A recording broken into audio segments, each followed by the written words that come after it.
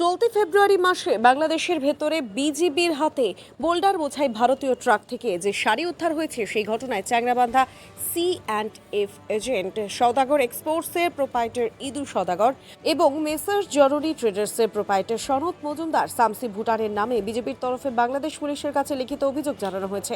আটক ট্রাকটির নম্বর WB25B3570। Truck ধরা পড়লেও ট্রাকের চালক চোরাপথে ভারতে ফিরে এসেছেন বলে কেন্দ্রীয় গোয়েন্দা সূত্রে খবর।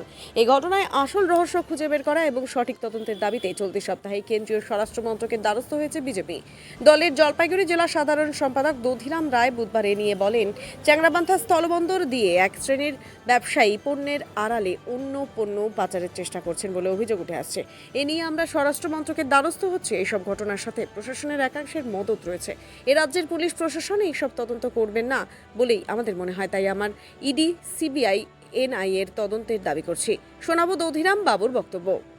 অনেকেই মনে করছেন এই চালককে এবং ঘটনায় যাদের বিরুদ্ধে জড়িত থাকার অভিযোগ উঠেছে তাদের জিজ্ঞাসাবাদ করলেই সব রহস্য উদ্ধার হয়ে যাবে বলে মনে করছেন অনেকেই। কিন্তু এত কিছুর পরেও এ নিয়ে এপারের প্রশাসনের একাংশের ভূমিকা নিয়ে প্রশ্ন উঠেছে। পণ্যের আড়ালে শাড়ি উদ্ধারের ঘটনায় এপারের কোন কোন ব্যবসায়ীর নাম উঠে আসছে সেটা আমাদেরও অজানা নয়। প্রশাসনের একটি অংশ জড়িত আছেন বলে তারা সব জেনেও চুপ করে আছেন, বিজেপি নেতাদের অভিযোগ এমনটাই। বিজেপির তরফে আরও জানানো হয়েছে তাদের কাছে এও খবর আসছে যে পণ্যের আড়ালে চন্দন কাঠ সহ বহুমূল্যের অন্য পণ্য পাচারের চেষ্টা করে আসছে একটি চক্র। বাংলাদেশ থেকে পণ্য খালি করে ফিরে আসা খালি ট্রাকের তেলের ট্যাঙ্কারের ভেতরে লুকিয়ে সোনা পাচারের চেষ্টা চলে বলেও তাদের কাছে অভিযোগ পৌঁছয়। শাড়ি উদ্ধারের ঘটনায় ভারতের চ্যাংরাবান্ধার ইদু সওদাগর এবং ভুটানের সনৎ মজুমদারের নামে বিজেপির তরফে বাংলাদেশ পুলিশের কাছে লিখিত অভিযোগ জমা পড়ায় এ নিয়ে বিভিন্ন ব্যবসায়ীর মনেও অসন্তোষ তৈরি হয়েছে। তাদের কথায় এইসব ব্যক্তিদের বিরুদ্ধে কঠোর পদক্ষেপ করা দরকার। ইতিপূর্বেও তাদের বিরুদ্ধে এই ধরনের বেআইনি কারবারের ঘটনায় জড়িত থাকার অভিযোগ উঠেছিল। এটা কি চিঠি একটু আমাদের বলবেন? চ্যাংরাবান্ধা আন্তর্জাতিক বাজারে ভারত, বাংলাদেশ এবং ভুটান যে বিজনেস চলছে,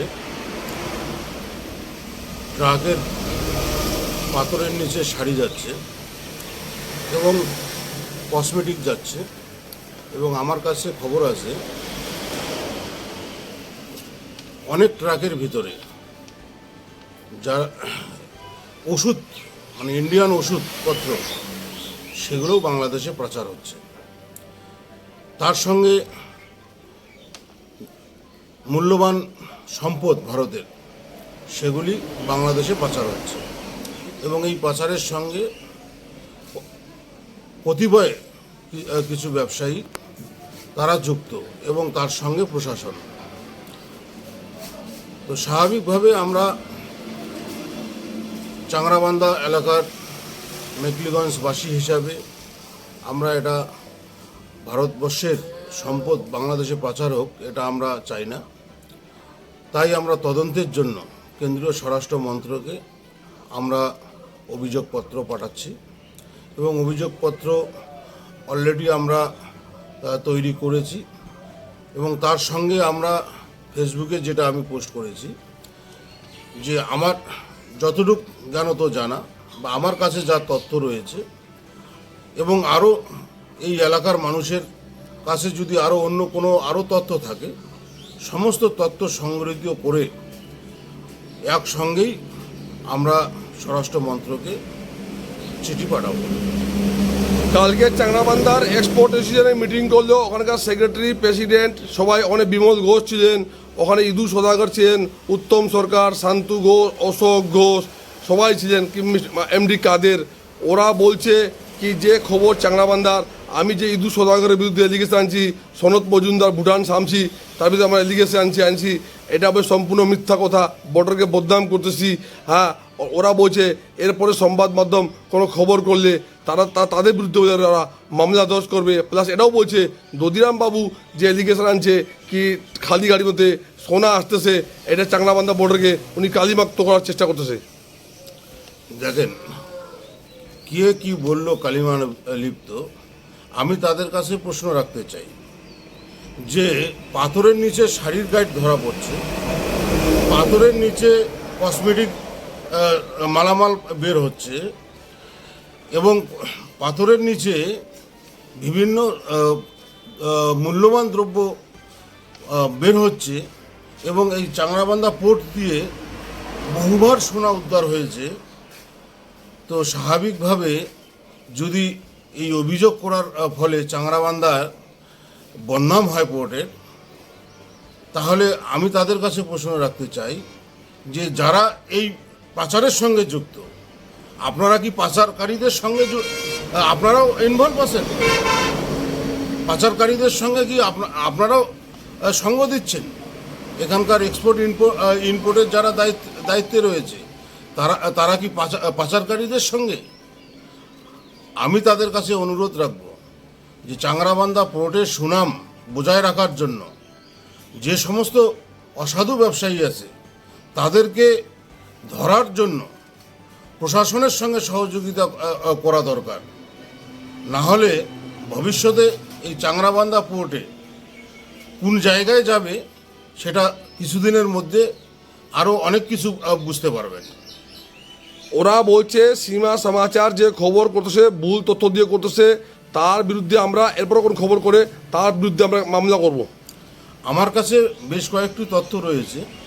অলরেডি বাংলাদেশে আপনাকে দেখাচ্ছি পেপারস, বাংলাদেশে অলরেডি এফআইআর হয়েছে 7 থেকে 8 জনের বিরুদ্ধে, এবং তার সঙ্গে এখনো পর্যন্ত অনেকেই জড়িত। তদন্তটা আগে হতে দেন, তদন্ত হলেই সব পরিষ্কার হয়ে যাবে। এই তথ্যটা তো আর মিথ্যা নয়, এবং এই তথ্যের সঙ্গে আরও বেশ কিছু তথ্য আমাদের কাছে আছে।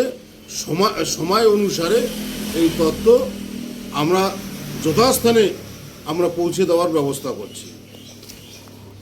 আপনারা কি ধরনের ইনকোয়ারি চান? দেখুন, পশ্চিমবঙ্গের যে সরকার, একটা চোরের সরকার বর্তমান আছে। এই সরকারের যারা আমলা রয়েছে, যারা তদন্তকারী যে সংস্থাগুলি আছে, তারা হচ্ছে তথ্য প্রমাণ লোপাট করে। আমরা এর আগে সারদা মামলা থেকে শুরু করে বিভিন্ন মামলায় আমরা দেখেছি তারা হচ্ছে তথ্য লোপাট করে দেয় যাতে মানুষ বিচার না পায়। তো স্বাভাবিকভাবে এই পশ্চিমবঙ্গ সরকারের যে সমস্ত তদন্তকারী সংস্থা আছে তাদের প্রতি আমাদের কোনো ভরসা নেই, পশ্চিমবঙ্গের মানুষের কোনো ভরসা নেই। তাই আমরা কেন্দ্রীয় তদন্তকারী সংস্থা সিবিআই হোক বা ইডি হোক বা এনআইএ হোক, যে সমস্ত সংস্থাগুলি আছে তাদের কাছেও আমরা এই তথ্য সহকারে আমরা পাঠাচ্ছি, এবং তদন্ত শুরু হলেই আপনারা বুঝতে পারবেন যে কোন দিকে তদন্ত এগাচ্ছে। আর বলতেছে ইদু সদাগরকে আমরা বদনাম করতেছি আর সনৎ মজুমদারকে আমরা বদনাম করতেছি, এই ধরনের অভিযোগ আনতেছে ওনারা। দেখুন, আমরা ব্যক্তিগতভাবে আমরা কারো বিরুদ্ধে অভিযোগ করছি না। ব্যক্তিগতভাবে কেউ আমাদের শত্রু নয়, কিন্তু যারা এই বাণিজ্য কেন্দ্র দিয়ে বিভিন্ন চোরাপথে এবং এই এক্সপোর্টের নামে পাথরের গাড়ির নিচে বিভিন্ন মেটেরিয়াল চলে যাচ্ছে, খালি গাড়িতে বিভিন্ন মেটেরিয়াল চলে আসছে, বাংলাদেশ থেকে যে সমস্ত মেটেরিয়ালসগুলি আসে তার ভিতরে কি আসছে সেটাও তদন্ত হওয়া উচিত। তাই আমরা কোনো ব্যক্তির বিষয়ে নয়, যারা এই 2 নম্বরই কাজের সঙ্গে, যারা এই চোরাচালানের সঙ্গে যারা যুক্ত, তাদের বিরুদ্ধে আমরা তদন্ত চাইব। আপনি তো বলছেন কিছু আগে যে বাংলাদেশ থেকে সোনা আসতেছে গাড়ির মধ্যে, ওদের যখন জঙ্গি সংগঠন হাত দিতে পারে। দেখুন, এটা তো আমার বানানো অভিযোগ নয়। এই চাংরাবান্ধা পোর্ট দিয়ে বহুবার সোনা ধরা পড়েছে। ব্যাগের নিচে সোনা আসছে, কেউ পেটের ভিতরে সোনা নিয়ে আসছে, কেউ খাবারের সঙ্গে সোনা নিয়ে আসছে, কেউ গাড়িতে সোনা নিয়ে আসতেছে। তো ট্যাঙ্কারে যে সোনা আসছে, এই তদন্তটা আগে হতে দিন, তারপরেই দেখবেন আরও কোথায় কোথায় সোনা আসছে এবং এর সঙ্গে কারা কারা যুক্ত। আমরা ভাবছি যে এই জঙ্গি সংগঠনরাও এই চাংরাবান্ধা পোর্টকে ব্যবহার করছে। দাদা আপনার নাম আর ডেজিনেশন? দধিরাম রায়, সাধারণ সম্পাদক, জলপাইগুড়ি ডিস্ট্রিক্ট কমিটি। ধন্যবাদ।